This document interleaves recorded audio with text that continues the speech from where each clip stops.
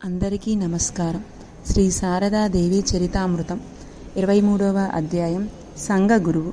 సమాజ బాధ్యతలకు ప్రాధాన్యమిస్తూ మన దేశ చరిత్రలో వెలసిన ప్రప్రథమ సన్యాసుల సంఘమని శ్రీరామకృష్ణ సన్యాస సంఘాన్ని గురించిన కాలాంతరంలో నివేదిత వ్రాసింది. చరిత్రలో అత్యంత ప్రాధాన్యాన్ని సంతరించుకున్న ఇలాంటి ఉద్యమాన్ని నడిపించిన వ్యక్తిగా ఒక స్త్రీని ఆరాధించడం మహిళా లోకానికే మహత్వత్వాన్ని విషయం కదా. మాతృదేవిని సంఘజననిగా ఇంతకు క్రితమే చూశాం. ఈ అధ్యాయంలో ఆమె ఎలా రామకృష్ణ ఉద్యమానికి సారథ్యం వహించారో చూడనున్నాం. వ్యక్తిగతమైన పెరుగుదలకైనా సమాజ పెరుగుదలకైనా ఈ ఉద్యమ పాత్ర మహత్వపూర్వకంగా ఉండబోతున్నదని ఎరిగిన మాతృదేవి దాని పురోభివృద్ధి పట్ల అమిత శ్రద్ధ తీసుకున్నారు. చరిత్రలో అది ఎంత ప్రముఖ స్థానం వహించనున్నదో మాతృదేవి గ్రహించి ఉన్నారనడానికి ఈ క్రింది సంఘటన ఒక ఉదాహరణ. కలకత్తాలో ప్లేగు వ్యాధి వ్యాపించినప్పుడు స్వామి వివేకానంద సోదరి నివేదిత ఆధ్వర్యంలో నివారణ కార్యక్రమం ప్రారంభించారు. కానీ వారు అనుకున్నంత నిధులు ఆ నివారణ కార్యక్రమానికి వసూలు కాలేదు. అందువల్ల అవసరమైతే బేలూరు మఠాన్ని విక్రయించి నివారణ కార్యక్రమం కొనసాగించవలసిందేనని తన సోదర సన్యాసులతో ఆయన చెప్పారు. ఈ విషయం మాతృదేవికి తెలిసింది. స్వామీజీ తన అభిప్రాయాన్ని కాస్త ఉద్రేకపూరితులైనప్పుడు చెప్పారు. బహుశా ఆయన ఇలాంటి ఉద్దేశం నిజంగానే ఉండి ఉండకపోవచ్చు. కానీ అలాంటి ఆలోచనను కూడా మాతృదేవి ఆహ్వానించలేరు. ఇవేం మాటలు! బేలూరి మఠాన్ని విక్రయించబోతున్నాడా? ఆ మఠం నా పేరిట సంకల్పించబడింది, గురుదేవుల పేరిట స్థాపించబడింది. అలాంటప్పుడు విక్రయించే హక్కు అతడికి ఎక్కడి నుంచి వచ్చింది? ఒక నివారణ కార్యక్రమంతోనే బేలూరి మఠ ఆదర్శాలు పూర్తి అయిపోవలసిందేనా? ఏ ఆదర్శాల కోసం అది స్థాపితమైందో తెలుసా? గురుదేవుల అసంఖ్య భావాలకు ఆలవాలమై ఉన్నారు. అవన్నీ ఈ మఠం మూలంగానే లోకమంతటా వ్యాప్తిగాంచనున్నవి. యుగాల పరంతరం అలాగే ఇది జరగబోతున్నది అన్నారంట మాతృదేవి. రామకృష్ణ ఉద్యమ ముఖ్యత్వాన్ని ఎరిగి ఉన్నందువల్ల దాని అభివృద్ధిలో ఎంతో శ్రద్ధ తీసుకున్నారు మాతృదేవి. అర్హులైన యువకులకు ఎలాంటి అవరోధాలు ఖాతరు చేయక సన్యాస దీక్ష ప్రసాదించి వారిని రామకృష్ణ సాధుల పారంపర్యంలో చేర్చుకున్నారు. మఠంలో యువకులు చేరడానికి తల్లిదండ్రుల అవరోధమై ఒకవైపు ఉండనే ఉంది. కానీ ప్రభుత్వం సమాజం వలన కలిగిన అవరోధం కృంగదీసేలా ఉంది. ఆ రోజుల్లో దేశమంతటా చెలరేగిన స్వాతంత్ర ఉద్యమంలో యువకులు తీవ్రంగా పాల్గొన్నారు. వారిలో కొందరు స్వామి వివేకానంద దుందుబిని విని ఆకర్షితులై రామకృష్ణ మఠంలో చేరారు. ఆధ్యాత్మిక ఆదర్శాన్ని స్వీకరించి మఠంలో చేరిన తర్వాత వారందరూ తమ పాత సంబంధాలను పూర్తిగా వదులుకున్నారు. కానీ ఆంగ్లేయ ప్రభుత్వం వారందరినీ సంశయంతో చూడసాగింది. అందువల్ల బేలూరు మఠం, కోల్పారా ఆశ్రమం, జయరాం బాటిలో మాతృదేవి ఇల్లు తీవ్రమైన పోలీసుల నిఘాకు లోనయ్యింది. అక్కడికి వచ్చిపోయే వారి పేర్లని నమోదు చేయబడ్డాయి. కానీ మాతృదేవి దేనిని పట్టించుకోలేదు. తమను ఆశ్రయించిన వారి కందరికీ ఆశ్రయమిచ్చారు, మంత్రదీక్షనిచ్చారు. కొన్ని సందర్భాల్లో ఎంతో శ్రమకోర్చి వారిని ఒక రాత్రి జయరాం బాటిలో బస చేయనిచ్చి మన్నాడు మంత్రదీక్షనిచ్చి ఎవరికీ తెలియకుండా వేరే చోట్లకు పంపేవారు. ఒకసారి పోలీసుల నిఘాలోని ఒక వ్యక్తి మాతృదేవిని ఆశ్రయించాడు. అతన్ని అక్కడ ఉండనివ్వడానికి ఎవ్వరూ సమ్మతించలేదు. కానీ మాతృదేవి పట్టుదలతో జరగవలసింది గురుదేవుల సంకల్పం ప్రకారం జరిగే తీరుతుంది, నా తనయుడు నాతో పాటు ఉంటాడు అన్నారు. ఇతరులు నిజాన్ని వివరించి పోలీసుల వల్ల ఏర్పడే కష్ట నష్టాలను తెలిపి అతన్ని అక్కడ ఉండనివ్వొద్దని చెప్పినిచ్చాడు. ఆ యువకుని పట్ల గల కారుణ్యం కారణంగా మాతృదేవి కళ్ళు ఆర్ద్రమయ్యాయి. ఆ తర్వాత ఎవరూ ఏమీ చెప్పలేకపోయారు. తర్వాత ఆ భక్తుడు తాను తన స్నేహితుడు పోలీసుల వలన నానా బాధల గురించి చెప్పినప్పుడు మాతృదేవి విలపించడం మొదలుపెట్టారు. రామకృష్ణ మఠ ప్రారంభ కాలపు సన్యాసులలో పలువురు ఇలాంటి మాతృదేవి అవ్యాజ్య ప్రేమను చవి చూపినందువలనే మఠంలో చేరగలిగారు. సంఘ గురువు. యువకులను ఇలా సన్యాసులుగా మార్చడం మాతృదేవి ఇంట్లోని వారికి నచ్చలేదు. సోదరులు, మరదళ్ళు మాతృదేవికి ఎదురు తిరిగారు. ఈ విషయంలో మాతృదేవి వారినెవరినీ పట్టించుకోకుండా దృఢంగా నిలబడ్డారు. ఒకసారి ఒక యువకుడు సన్యాస దీక్ష కోసం తహతహ చెందడం చూసి మాతృదేవి అతన్ని ప్రోత్సహించారు.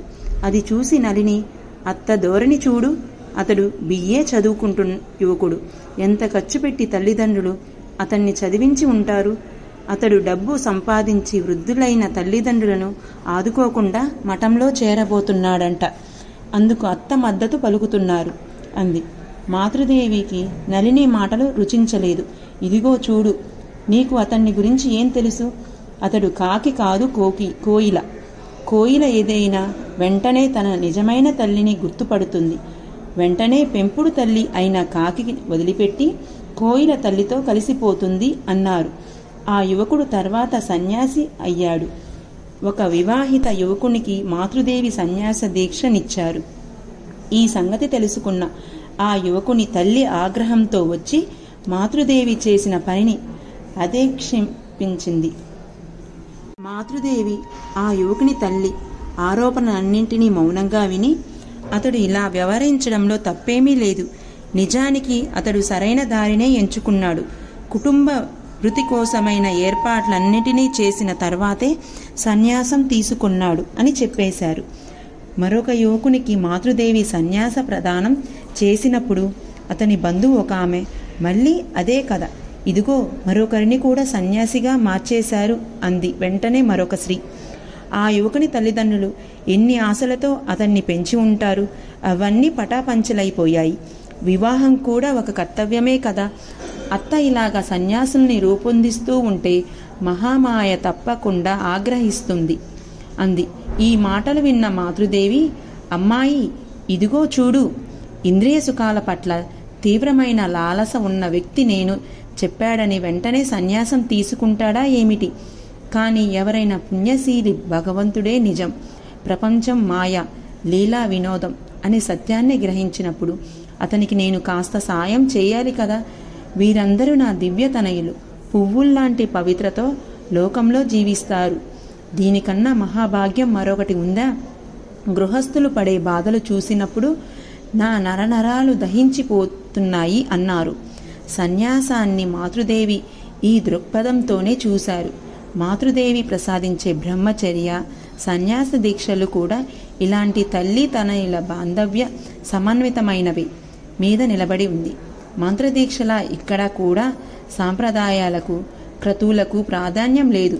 సన్యాస ఆదర్శం రామకృష్ణ సంఘ ప్రాతిపదిక, దాని లక్ష్యం, ఆచరణ విధానం, సన్యాసుల జీవన విధానం ఇత్యాదులు వివరించి ఆ దీక్షలకు తగినట్టి ధవల వస్త్రాలు లేదా కాషాయ వస్త్రాలు ప్రసాదించేవారు. మాతృదేవి తర్వాత భగవంతుడా, వీరందరూ సన్యాస ఆదర్శాన్ని ఖచ్చితంగా అనుసరించేటట్లు కాపాడండి. వీరు కొండల్లో, అరణ్యాల్లో ఎక్కడ ఉన్నా ఒక పిడికెడు అన్నం లభించేలా ఆశీర్వదించండి అంటూ గురుదేవులను ప్రార్థించేవారు. హోమం మొదలైనవి బేలూరు మఠానికి వెళ్ళి నిర్వర్తించమని చెప్పేవారు. గృహస్థులకు తమ బంధువులని చెప్పుకోవడానికి పలువురు ఉంటారు. లోకాన్ని త్యజించి గురుదేవులను మాత్రమే ఆశ్రయించి మఠంలో చేరిన సన్యాస తనయులకు తామే తల్లి, తండ్రి, గురువు అయ్యారు మాతృదేవి. అంత మాత్రమే కాదు, గురుదేవుల అవతార కార్యంలో ఈ సన్యాస తనయుల పాత్ర ముఖ్యమైనది కనుక వారితో పాటు ఒక విశేషమైన అనుబంధాన్ని ఏర్పరచుకున్నారు మాతృదేవి. భగవంతుని కోసం సర్వస్వము త్యజించిన వీరందరితో పాటు కాకుండా నేను మరెవరితో ఉండగలుగుతాను అంటూ తరచూ చెప్పేవారు. ఒకరోజు తమ బంధువులను సూచిస్తూ మాతృదేవి అరూపానంద స్వామితో, వారందరినీ నేను ప్రత్యేకంగా చూసుకోవలసింది, లేకపోతే నేను వారికి ఏదో అన్యాయం చేసినట్లు అనుకుంటారు. ఉన్న దాంట్లో శ్రేష్టమైనది వారికి ఇవ్వాలి. సదా సర్వవేళలా వారిని పట్టించుకోవాలి, లేకపోతే గొడవ పడతారు. కానీ మీరందరూ నా తనయులు, నేను ఏం చేసినా అది మీకందరికీ తృప్తిగానే ఉంటుంది. మిమ్మల్ని అసలు పట్టించుకోకుండా ఉన్నప్పటికీ మీరు ఏమీ కోరుకోరు. నిజానికి మీరు మాత్రమే నాకు చెందినవారు, రాదు తదితరులు కాదు.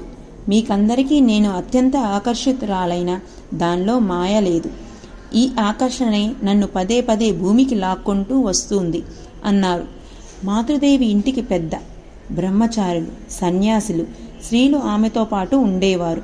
కానీ సన్యాసుల జీవితాలలో స్త్రీలు గృహస్థుల్లో ప్రవేశించకుండా ఉండాలనే విషయంలో మాతృదేవి అమిత శ్రద్ధ వహించారు. ఒకరోజు ఉద్బోధన్ రాధు పాంజేబులు ధరించి వేగంగా పరుగెత్తుకుంది. అది చూసి మాతృదేవి, ఏయ్ రాధు, నీకు సిగ్గు అనేదే లేకపోయిందా ఏమిటి?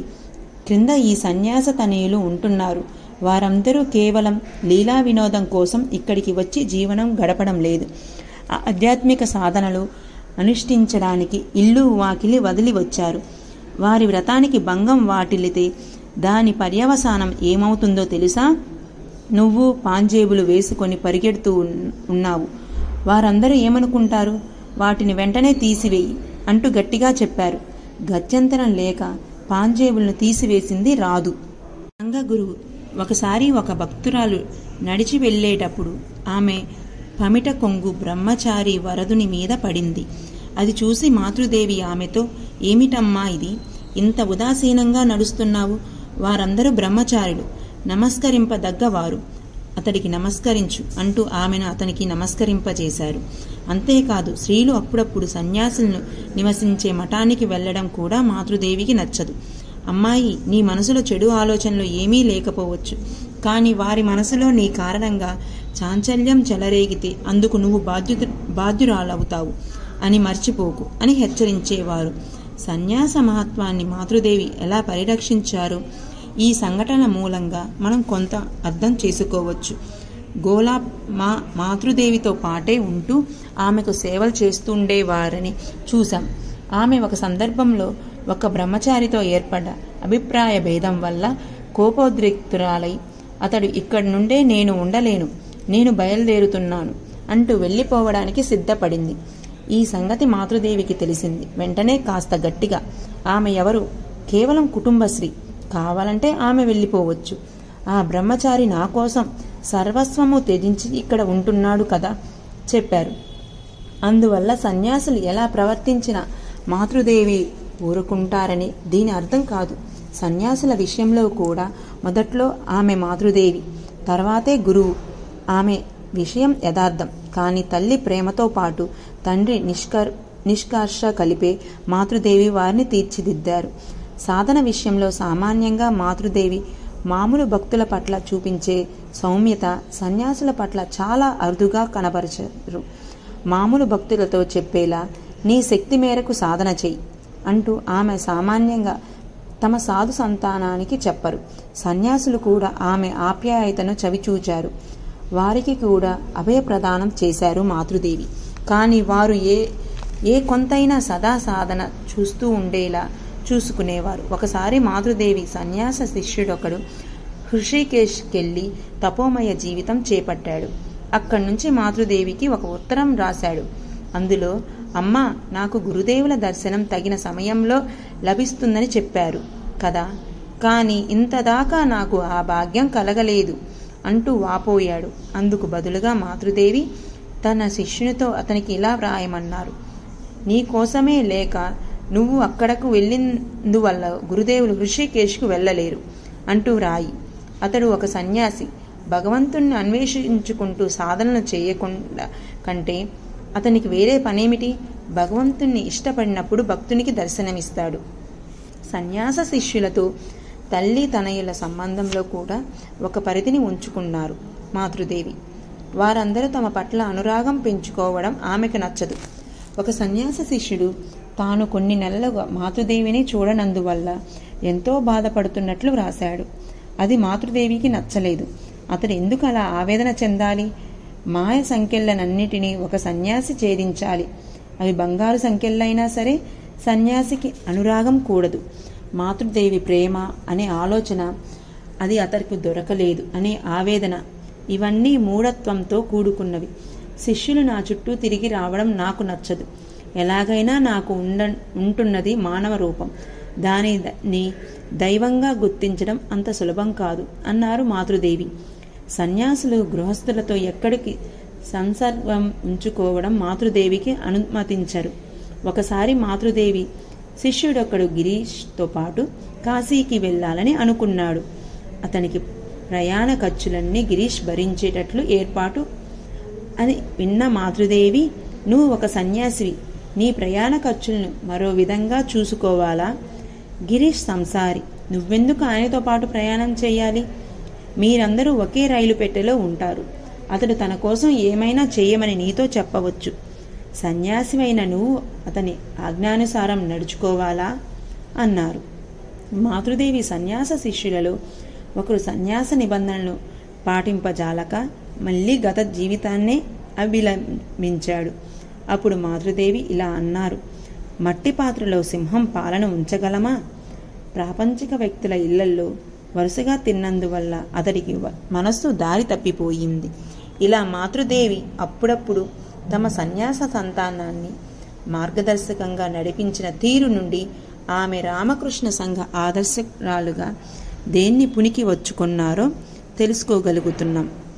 గురుదేవులు సకల దేవీ స్వరూపులు, సర్వమంత్ర స్వరూపులు. యథార్థంగా సత్యంగా ఆయన మూలంగా సకల దేవతలను ఆరాధింపవచ్చు. లోకాలన్నీ క్లేశాలన్నీ ఆవేదనను తొలగించడానికి ఆయన అవతరించారు అన్నదే మాతృదేవి నిశ్చితాభిప్రాయం. అందువల్ల ఆమెను పదిలంగా పట్టించుకోవడం, ఆమెను ఆర్తితో ప్రార్థించడం వల్ల ఆధ్యాత్మిక జీవితంలో సమస్తము ప్రాప్తిస్తుందని ఘంటాపదంగా చెప్పేవారు. గురుదేవులను ఒక్కసారి అయినా ఆర్తితో ప్రార్థించిన వారు దేనికి జంకవలసింది లేదు. ఆధ్యాత్మిక జీవిత సారం ప్రేమభక్తి. గురుదేవులను నిరంతరం ప్రార్థించడం వల్ల మాత్రమే ఆ భక్తి లభిస్తుంది. రామకృష్ణ సంఘ సన్యాసులకు గురుదేవులనే ఆదర్శంగా నిలిపారు మాతృదేవి. మన లక్ష్యం గురుదేవులే, గురుదేవులు మాత్రమే.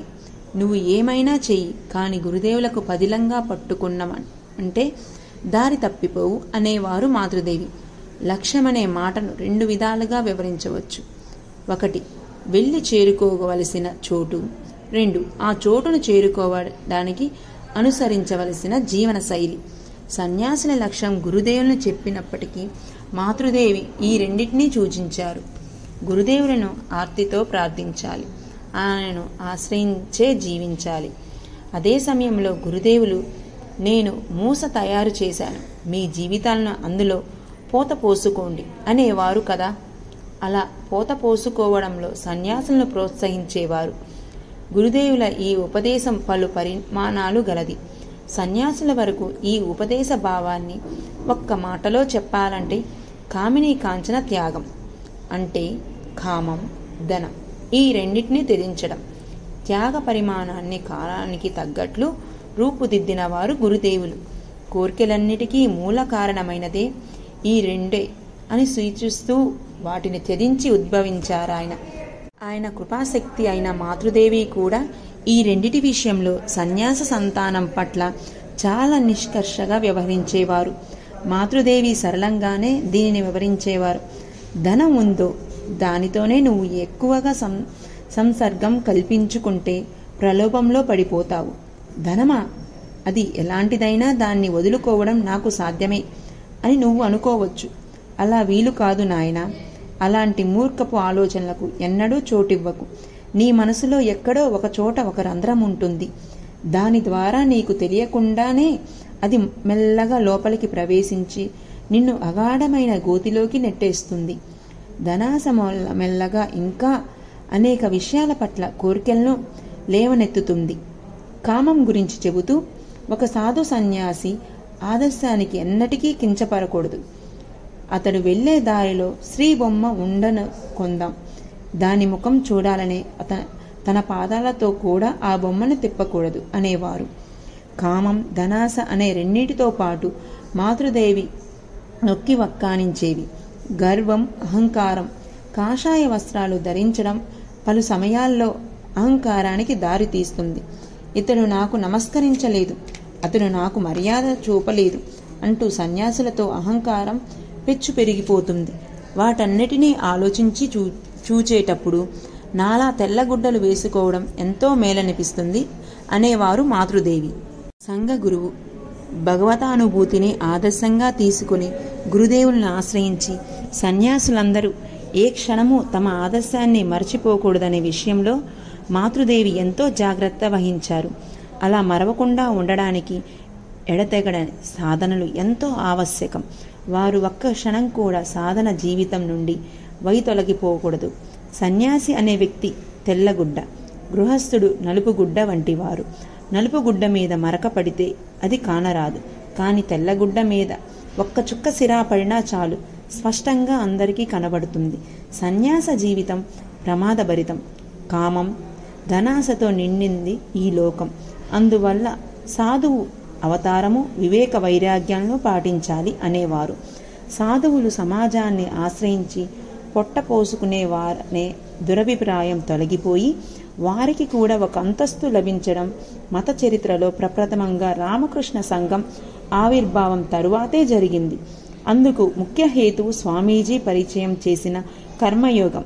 దీని మూలంగా సాధువు తన జీవితానికి ఆవశ్యకమైన వాటిని తానే కృషి చేసి సంపాదించుకోవడంతో పాటు మానవాళికి కూడా సహాయకారి అవుతాడు. చేసే పని భగవంతునికి సమర్పించి భగవంతుని కోసమే దాన్ని ఆచరించేటప్పుడు అదొక ఆధ్యాత్మిక సాధనగా పరిగణిస్తుంది. జప తపో సాధనలో సంపూర్ణంగా అర్పించుకోలేని సాధువులకు కూడా జీవన విధానంగా కర్మయోగం పరిణమిస్తుంది. కానీ సన్యాసి అంటే సమాజం నుండి వైదొలగి జీవించాలనే ప్రాచీన అభిప్రాయాన్ని మఠంలో చేరిన తర్వాత కూడా పలువురు వదుకోలేకపోయారు. అమ్మ, నివారణ కార్యక్రమాల లాంటి పనులు అన్నీ నిజంగా గురుదేవుల పనులేనా అంటూ ఒక శిష్యుడు తమ సందేశాన్ని మాతృదేవికి వ్యక్తం చేశాడు. అవును నాయన, ఇవన్నీ గురుదేవుల పనులే. ఈ పనుల మూలంగా నీ ఆహారాన్ని నువ్వే కృషితో సంపాదించుకుంటున్నావు. పని చేయకపోతే నీకెవరు భోజనం పెడతారు? ఇంటింటికి వెళ్ళి బిచ్చమెత్తడం మనోక్లేశానికి దారి తీస్తుంది. పోషక ఆహారం లేకపోతే శరీరం వ్యాధిగ్రస్తమవుతుంది. ఎవరి మాటలు వినబోకు, చక్కగా పని చెయ్యి, చక్కగా బుధించు, చక్కగా సాధన చెయ్యి అంటూ బదులు చెప్పారు మాతృదేవి. ఇలాంటి నివారణ కార్యక్రమాలను పూర్తి చేసుకుని వచ్చే వారితో ప్రజల బాధలను గురించి, సన్యాసులు చేసిన సేవల గురించి వివరంగా మాతృదేవి అడిగేవారు. అడగడం, చెప్పడం మాత్రమే కాకుండా తాము కూడా ఒక ఆదర్శంగా మెలిగేవారు. కాలాంతరంలో మాతృదేవి దర్శనార్థం జయరాంబాటికి వెళ్లే వారిలో డాక్టర్లు కూడా ఉండేవారు. వారితో గ్రామ ప్రజలకు ఉచితంగా చికిత్స చేయమని చెప్పేవారు. మాతృదేవి ఉత్సాహపరచడంతో అనేకసార్లు ఉచిత వైద్య శిబిరాలు నిర్వర్తించడం కద్దు. ఇలా క్రమేణా కోలార్పూర్లో ఒక ఉచిత వైద్యశాల వెలసింది. అక్కడ ఒక సమస్య ఈ సన్యాసులకు ఎదురైంది. డబ్బు చెల్లించి మందులు కొనుక్కునే స్తోమత గలవారు కూడా ఈ ఉచిత వైద్యశాల సదుపాయాన్ని ఉపయోగించుకోవడం మొదలుపెట్టారు. ఇందువల్ల పేదలు అనేకులకు మందులు లభించకుండా పోతున్నావని ఈ విషయంగా సన్యాసులు మాతృదేవి వద్దకు వెళ్లి డబ్బు ఉన్నవారు ఉచితంగా మందులు ఇవ్వవచ్చా, కూడదా అని అడిగారు. సూటిగా బదులు చెప్పారు మాతృదేవి. నాయన, చేయి చాపేవాడు ఎవడైనా పేదవాడు. ఉచితంగా మందులు కావాలని ఎవరు అడిగినా వారిని బీదవారిగా భావించి మందులు ఇచ్చేయి. మన వైద్యశాల అందరికీ తెరచి ఉండాలి. ఇలా సేవలందిస్తున్నప్పుడు ఎదురయ్యే సమస్యలను పరిష్కరించి సన్యాసులకు మార్గదర్శకులు అయ్యారు మాతృదేవి. రోజంతా జప ధ్యానాలంటూ ఆధ్యాత్మిక సాధనలో నిమగ్నులయ్యి ఉండడానికి తగిన మనోపరిపక్వత గలవారు ఏదో ఒకరిద్దరు ఉంటారు. సోమరి అయిన మనస్సు సమస్యలను, గందరగోళాలని మాత్రమే సృష్టిస్తుంది. సామాన్యులకు ఇలాంటివి చాలా ఆవశ్యకమని మాతృదేవి ఖచ్చితంగా ఎరిగి ఉన్నారు. అందుకోసమే నా నరేంద్రుడు ఇలాంటి పనులను ప్రవేశపెట్టాడు. మన సంఘం ఈ మార్గంలోనే పయనిస్తుంది. దీనిని అనుసరించి వెళ్ళి లేని వారు వెళ్ళిపోతారు. నరేంద్రుడు గురుదేవుల పరికరం. లోక శ్రేయస్సు కోసం తన సంతానం, భక్తుల భవిష్యత్ కర్తవ్యాలను ఆయనే నరేంద్రుని మూలంగా చేస్తున్నారు. అతడు చెప్పేవన్నీ సరైనవి. కాలక్రమంలో దాని అద్భుత పరిమాణాలను మీరే ప్రత్యక్షంగా చూస్తారు అన్నారు మాతృదేవి. అదే సమయంలో పనుల సాకుతో ఆధ్యాత్మిక సాధనను ఒక్కసారిగా వదులుకోవడాన్ని కూడా మాతృదేవి అంగీకరించరు. ఈ విషయంలో ఆమె చాలా ఖచ్చితంగా ఉంటారు. అలా ఉన్న ఒక సాధువుతో మాతృదేవి సంభాషించిన తీరు, ఆయనకు మార్గదర్శకత్వం చేసిన విధము ప్రతి సాధువుకి గుణపాఠంగా ఉంటుంది. ఆ సాధువుతో మాతృదేవి పులుపు పదార్థాల నుండి విడివడాలనే కంకణం కట్టుకున్న ఒక వ్యక్తి చింతపండు కింద ఇల్లు కట్టుకున్న కథలా గురించి నీ ప్రవర్తన. భగవంతుని పవిత్ర నామాన్ని ఆశ్రయించడానికి నువ్వు లోకాన్ని త్యజించావు. కానీ ఇక్కడ పనుల సాకుతో మరొక ప్రపంచాన్ని కల్పించి అందులో కూరుకుపోయి ఉన్నావు. కుటుంబాన్ని, బంధుమిత్రులను వదులుకొని మఠంలో చేరతారు. కానీ మఠాన్ని పదిలంగా పట్టుకొని దాని నుండి విరమించుకోవడానికి ఇష్టపడరు. ఏం మాయ, నువ్వు తగరంకుండా వెళ్ళు. అక్కడ విద్యార్థులకు చదువు నేర్పించు, చేతనైనంత జపధ్యానాలు చెయ్యి అన్నారు. తమ తప్పును గ్రహించిన ఆ సాధువు వెంటనే సంపూర్ణంగా సాధన జీవితం అనుసరించగోరాడు. శిష్యుడు, అమ్మా, ఏదైనా ఏకాంతం ప్రదేశానికి వెళ్ళి పూర్తిగా తపో జీవితం గడపాలనుకుంటున్నాను. కానీ నా ఆరోగ్యం కూడా అంత బాగాలేదు. మాతృదేవి, ప్రస్తుతానికి చిన్న చిన్న పనులు కూడా చేస్తుండవు. తీవ్రమైన ఆవేగం కలిగినప్పుడు అలాంటి జీవితం గడపవచ్చు. శిష్యుడు, నేను జపం చేస్తున్నాను, కానీ మనస్సు ఏకాగ్రమం లేదు, చంచలమవుతున్నది. మాతృదేవి, మనస్సు ఏకాగ్రమైన కాకపోయినా జపం చేయడం మాత్రం ఆపవద్దు. ప్రతిరోజు నిర్ణీత సంఖ్య జపం చేసే తీరాలి. ఒకే కుటుంబానికి చెందిన వారిలా కూడా మనస్పర్ధలు, విభేదాలు సహజమే. విభిన్న జాతులు, భాషలు, అలవాట్లు గల పలువురు కలిసి జీవిస్తున్నప్పుడు భిన్నాభిప్రాయాలు తలెత్తడంలో ఆశ్చర్యం లేదు. కానీ ఒకరొకరు సర్దుకు వెళ్ళకపోతే సంఘ ఐకమత్యం కుంటుంబపడుతుంది, పెరుగుదల దెబ్బతింటుంది. దీనిని వారించాలి అంటే అందుకు ముఖ్యంగా కావలసింది ప్రేమ. మాతృదేవి ఈ విషయాన్ని నొక్కి వక్కానించారు. ఒకసారి కోల్పారా ఆశ్రమంలో అధ్యక్ష స్వామి మాతృదేవితో, అమ్మ, ఆశ్రమ సాధువులు మునిపల్లా నేను చెప్పినట్లు వినేవారు. కానీ ప్రస్తుతం అలా కాదు. నేనేమైనా చెబితే వెంటనే మిమ్మల్నో శారదానంద స్వామినో ఆశ్రయిస్తారు. మీరు వారందరికీ చక్కన భోజనం కూడా పెడతారు. మీరిద్దరూ వారిని అందరినీ మీతో ఉంచుకొని వారికి ఉపదేశాలు చెప్పి నా వద్దకు పంపించమన్నప్పుడే నేను వారిని అదుపులో ఉంచుకోగలుగుతాను అన్నాడు. అందుకు మాతృదేవి హడలిపోయి, నీకేమైంది? ఏం మాట్లాడుతున్నావు? ఆలోచించే మాట్లాడుతున్నావా? ప్రేమ మాత్రమే సారవంతమైనది. మన సంఘం ప్రేమ ద్వారా మాత్రమే అభివృద్ధి చెందుతూ ఉంది. నేను వారందరికీ తల్లిని, వారందరికీ నేను చక్కగా భోజనం పెడుతున్నానని నాతోనే అనడానికి నీకు సిగ్గుగా లేదా? అదుపులో పెట్టడం వల్ల, కట్టుబాట్ల వల్ల ఆశ్రమం ఎలా అభివృద్ధి పొందుతుంది? ఇలా వారందరినీ నువ్వు చీవాట్లు పెట్టావంటే నీ సొంత బిడ్డలైనా కూడా పలాయనం చిత్తగిస్తారు కదా అంటూ ఆయనకు ఉపదేశించారు. రంగగురువు మరొకసారి ఆ స్వామి అదే ఫిర్యాదుతో మళ్ళీ వచ్చాడు.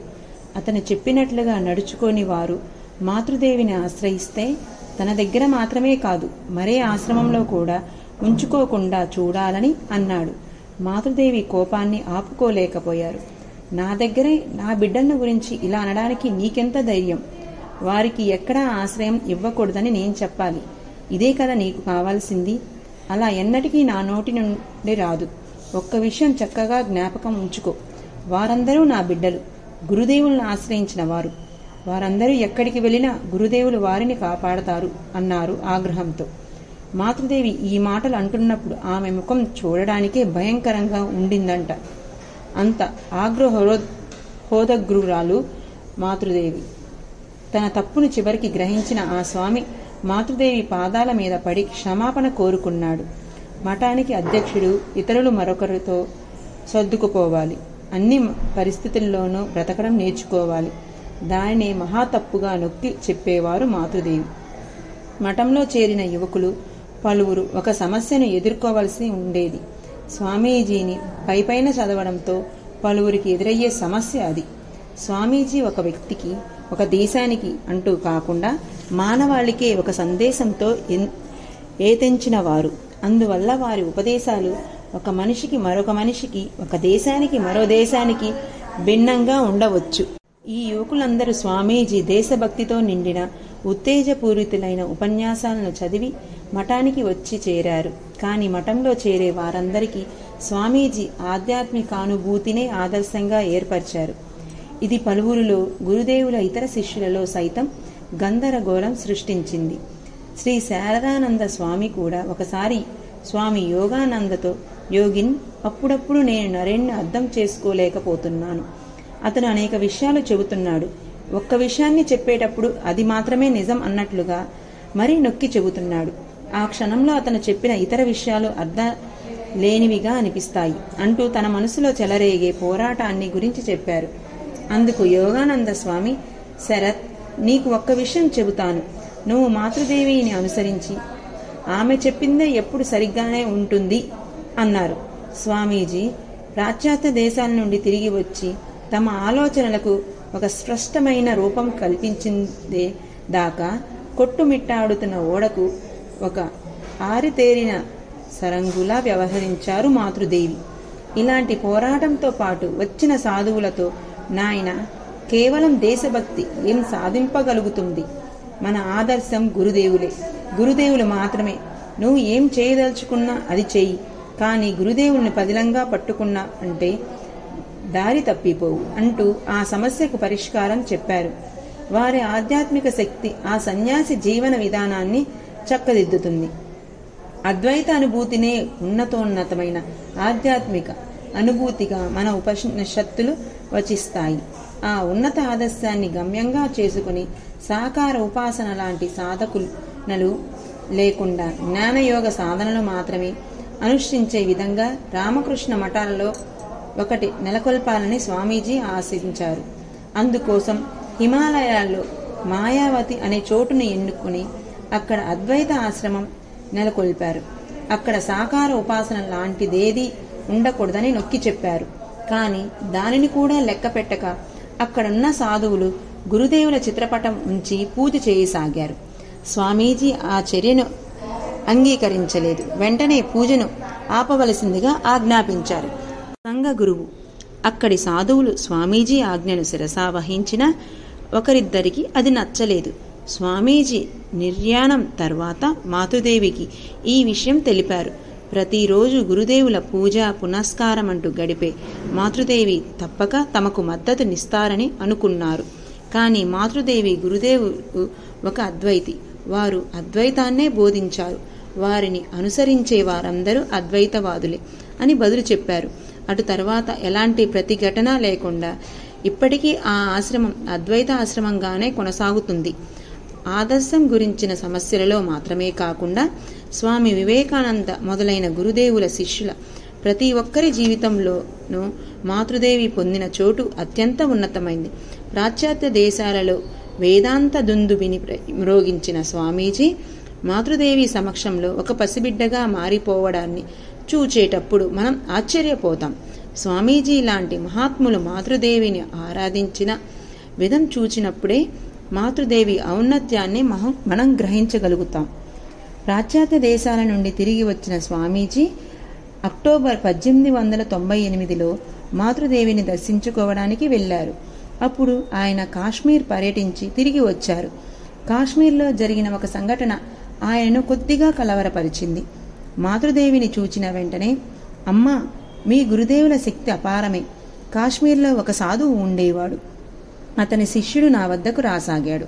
అందువల్ల కోపగించిన ఆ సాధువు నేను కడుపు నొప్పితో బాధపడుతూ 3 రోజుల్లో అక్కడి నుండి వెళ్ళిపోతారని శపించాడు. అలాగే జరిగింది కూడా. మీ గురుదేవులు నన్ను కాపాడలేకపోయారు అన్నారు. అందుకు మాతృదేవి, నాయనా, ఆ సాధువు పొందిన సిద్ధుల పర్యవసామే అది. వాటి శక్తిని అంగీకరించాలి. గురుదేవులు వాటిని విశ్వసించరు. వారు దేనిని విశ్వాసం చేయడానికి రాలేదు. సకల మతాలను ఆయన అంగీకరించారు అన్నారు. స్వామీజీ ఇక తాను గురుదేవులను అంగీకరింపబోనని అన్నారు. అందుకు మాతృదేవి కొద్దిగా హేళన చేస్తున్న ధోరణిలో, నాయనా, అది నీ వల్లే జరిగే పనేనా? నీ జుట్టు వారి చేతిలో కదా ఉంది అన్నారు. మరొకసారి జరిగిన సంఘటనను గురించి మాతృదేవి ఇలా అన్నారు. ఒకసారి స్వామీజీ మాతృదేవి వద్దకు వెళ్ళి, అమ్మా, అన్నీ నా వద్ద నుండి ఎగిరిపోతున్నాయి. సకలము నన్ను వదిలి ఎగిరిపోతూ ఉండడం నేను చూస్తున్నాను అన్నారు. అందుకు మాతృదేవి చిరునవ్వుతో, నరేన్, జాగ్రత్తగా ఉండు, నేను కూడా ఎగిరిపోకుండా చూసుకో అన్నారు. వెంటనే స్వామీజీ, మీరు నా నుండి ఎగిరిపోతూ వెళ్ళిపోతే ఇక నా గతి ఏమవుతుంది? గురువు పాద పద్మాల మహత్వాన్ని ఎరుగని జ్ఞానం అనిపించుకుంటుందా? అది అజ్ఞానమే. గురువు పాద పద్మాల నుండి కాకుండా మరెక్కడి నుండి జ్ఞానం ఉత్పన్నమవుతుంది అంటూ బదులు చెప్పారు. మాతృదేవి మాటలను వేదవాక్కుగా మారు పలుకక ఆమోదించారు స్వామీజీ. బేలూరు మఠంలో పనిచేస్తున్న ఒకరిని దొంగిలించినందుకు బయటికి పంపించేశారు స్వామీజీ. తన తప్పును గ్రహించి క్షమాపణ కోరుతూ అతడు ఉద్బోధనకు పరిగెత్తుకు మాతృదేవి పాదాలను ఆశ్రయించాడు. మాతృదేవి అతన్ని క్షమించకుండా ఉండలేకపోయారు. ఆ రోజు మధ్యాహ్నం ప్రేమానంద స్వామి కాకతాళీయంగా మాతృదేవి దర్శనార్థం వచ్చారు. మాతృదేవి ఆయన్ను పిలిచి, బాబూరాం, ఇదిగో చూడు, ఇతడు పరమ దరిద్రుడు, దారిద్ర్యమే వాణ్ణి దొంగలించేలా చేసింది. అందుకోసం నరేన్ అతన్ని చీవాట్లు పెట్టి బయటికి పంపించేశాడమ్మా. ఈ లోకం దుఃఖాలతోనూ ఆవేదనతోనూ నిండినది నాయనా. మీరందరూ సన్యాసులు, ఇవన్నీ మీకు ఎలా అర్థమవుతాయి? అది పోనీలే, ఇతన్ని తీసుకెళ్ళు అన్నారు. అతన్ని తీసుకెళితే స్వామీజీ కోప్పడతారని చెప్పడానికి ప్రయత్నించారు స్వామి ప్రేమానంద. కానీ మాతృదేవి ఆయనను మాట్లాడనివ్వకుండా కాస్త గంభీర స్వరంలో, నేను చెబుతున్నాను, నువ్వు తీసుకెళ్ళు అన్నారు. ఇక గత్యంతరం లేక అతన్ని తమతో తీసుకెళ్లారు స్వామి ప్రేమానంద. అతన్ని చూడగానే స్వామీజీ, బాబూరాం, తెలివి చూడు, ఆ దొంగను మళ్లీ తీసుకొచ్చాడు అన్నారు కోపంతో. కానీ ఉద్బోధనలో జరిగింది వివరించిన తర్వాత స్వామీజీ మారు మాట్లాడకుండా మౌనంగా ఉండిపోయారు. స్వామీజీ మాత్రమే కాకుండా గురుదేవుల శిష్యులలో ప్రతి ఒక్కరూ మాతృదేవిని తమ తల్లిగాను, గురువుగాను, దేవిగాను చూశారు. వారికి తర్వాత మఠంలో చేరిన మరొక తరం వారికి గురుదేవులను ప్రత్యక్షంగా దర్శించుకునే భాగ్యం లేకపోయింది. అందువలన వారందరూ మాతృదేవినే ఆశ్రయించారు. సన్యాస జీవితంలో బోధనల వల్ల, అభ్యాసం వల్ల మాత్రమే విజయం సాధించడం కఠినం. సాధువు తన జీవితాన్ని ఆదర్శప్రాయంగా మలుచుకోవడానికి ఒక ఆదర్శ జీవితం అతని కళ్ల ముందు మెదలాలి. అతడు అలసిపోయే సమయాల్లో అతడికి నూతనోత్సాహం ఇవ్వడానికి శక్తిమంతుడైన ఒక గురువు కావాలి. గురుదేవులు ఆశ్రమించిన ఆ సమయంలో ఆ స్థానాన్ని అలంకరించారు మాతృదేవి. ఉపదేశాలు, మార్గదర్శకత్వాల కన్నా ఇది అత్యంత ముఖ్యమైనది. అలసి సొలసిపోయిన సమయాల్లో వారందరూ మాతృదేవిని ఆశ్రయించారు. మాతృదేవి పవిత్ర జీవన వారందరిలో నూతన శక్తిని నింపింది. అందువల్ల నూతనోత్సాహంతో తీవ్రమైన సాధనను అనుష్ఠించగలిగారు. కలకత్తాకు వెళ్ళినప్పుడు వీలు దొరికినప్పుడల్లా బేలూరు మఠానికి వెళ్లేవారు మాతృదేవి. ఖచ్చితంగా దుర్గా పూజ లాంటి పండగ రోజుల్లో పలుసార్లు వేంచేసి ఉన్నారు. మాతృదేవి రాక సాధువుల సాధనామయ జీవితాలలో ఉత్సాహాన్ని, స్ఫూర్తిని ఎంతగానో పెంపొందించేది. సాధువులలో సన్యాస ఆదర్శాన్ని చక్కగా రగులొల్పి మాతృదేవి కుటుంబంలోనూ జీవించేవారు. కుటుంబంలో జీవిస్తూనే గృహస్థుల, సన్యాసుల ఆధ్యాత్మిక పందాను ఉజ్వలం చేశారు. ఆధ్యాత్మిక అనుభవాలను విరివిరిగా పంచిపెట్టారు. ఇది చరిత్రగాంచిన అద్భుతం. గురుదేవి శక్తిలో మాతృదేవి కొన్ని తీర్థ స్థలాలను దర్శించడం చూశాం. ఇప్పుడు ఆమె దక్షిణ ప్రాంతాలకు వెళ్లిన వివరాలను పరికిద్దాం.